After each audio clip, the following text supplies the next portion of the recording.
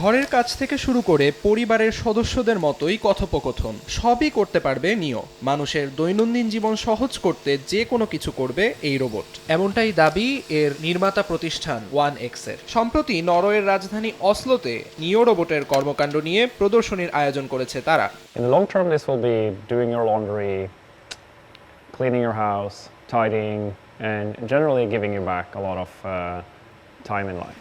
মূলত আধুনিক কৃত্রিম বুদ্ধিমত্তার প্রয়োগ দেখা যাবে রোবটটিতে, যা ব্যবহার করে হাঁটা চলা, দৈনন্দিন জীবনের বিভিন্ন গ্যাজেট ব্যবহার থেকে শুরু করে আরও অনেক কিছু করতে সক্ষম বলে জানায় নির্মাতা প্রতিষ্ঠান। শুধু তাই নয়, মানুষের শরীরী ভাষা ও কথোপকথন বুঝে যোগাযোগও করতে পারবে নিও। এছাড়া এতে রয়েছে টেলি অপারেট ফিচার, অর্থাৎ এটিকে দূর থেকে নিয়ন্ত্রণ করা সম্ভব। ফলে ব্যবহারকারীরা পাবেন টেলিপোর্টিং এর মতো রোমাঞ্চকর অভিজ্ঞতা।